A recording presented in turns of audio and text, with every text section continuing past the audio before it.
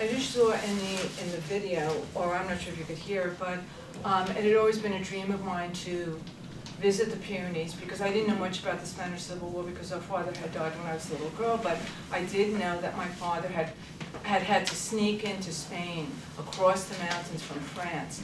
And this made an incredible impression upon me as a little girl.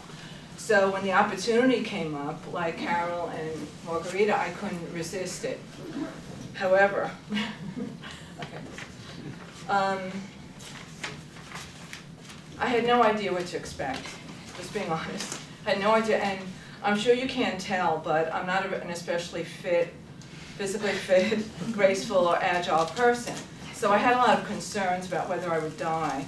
And I also hoped to maintain, even if I was going to die, would I be able to maintain some dignity, which is very important to our family, as my sister. So I didn't know would I slide off a mountain, would I land in France and Spain, what difference did I make? Graves top is what difference does it make? But I just had a lot of concerns about whether I would live through this. But this is, you can see, it's just so beautiful. This is, the photos I didn't want to blurry, but this is just on the way up, I thought this is right before we started the hike. And what happens is that you gather, and then you kind of go into a forest. And that's where the hike through the mountains begins. And this is what it looks like. And my first thought when I came there was, now I see how they did it. I mean, it had been this mysterious thing until then, but when you're there and you could see it's what it is, and you can understand that the people who've lived there for so many years, they know it like we know our living rooms. Of course, they were doing it at night, sometimes in the snow, but it's still an extraordinary achievement, but it's not mysterious. It's amazing, but not, you know, in the same way. It's just incredible. So, all right, so unfortunately, there I am with my hiking poles trying to get up there. And so I did survive, I did make it. I gave up some of my dignity, and they had to help me over big rocks. There would be big rocks, and, you know, so I was one of the slow people, as you might say. But this is at the border. And actually, it wasn't raining when we got to the border, but as people have alluded to, you get to the border, and you're like, this is it. You expect it to be fireworks or something, but it's just a few rocks. Yeah. And this is the border.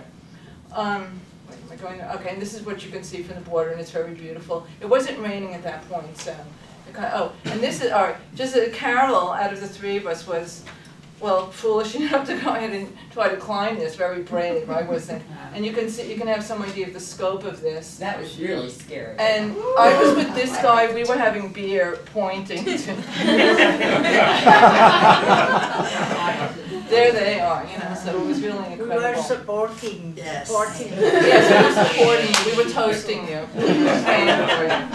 Okay, so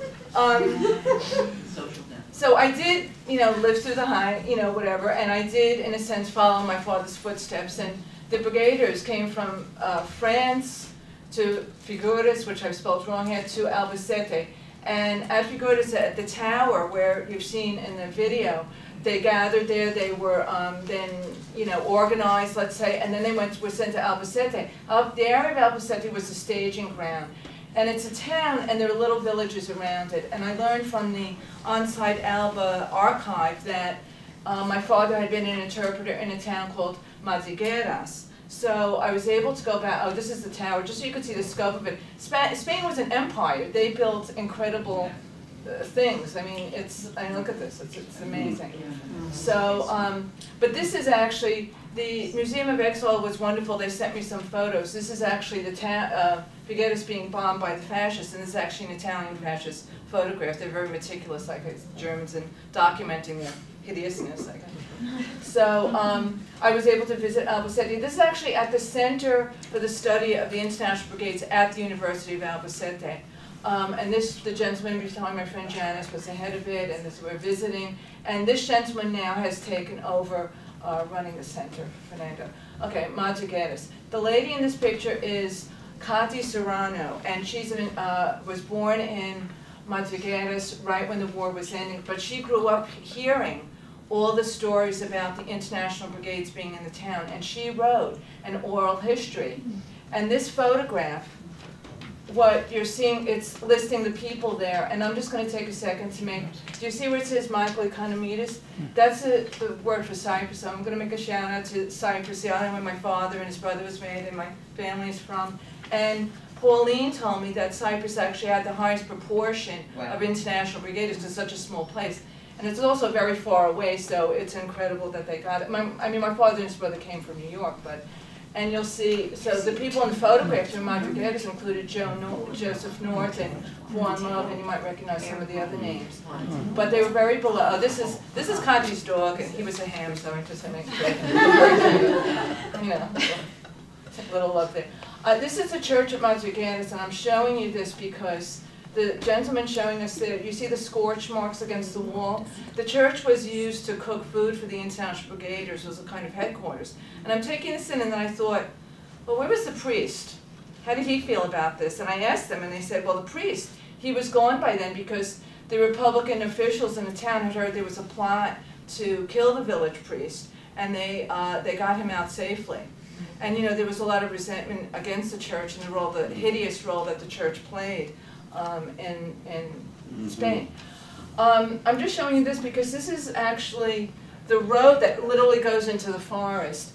And it was really that I feel like I walked into the forest with the eyes of a little girl, but then I came out really understanding much more. And part of what I really came to appreciate, it wasn't just the way my father came in, it was the way that hundreds of thousands of Spaniards had to escape for their lives in desperation.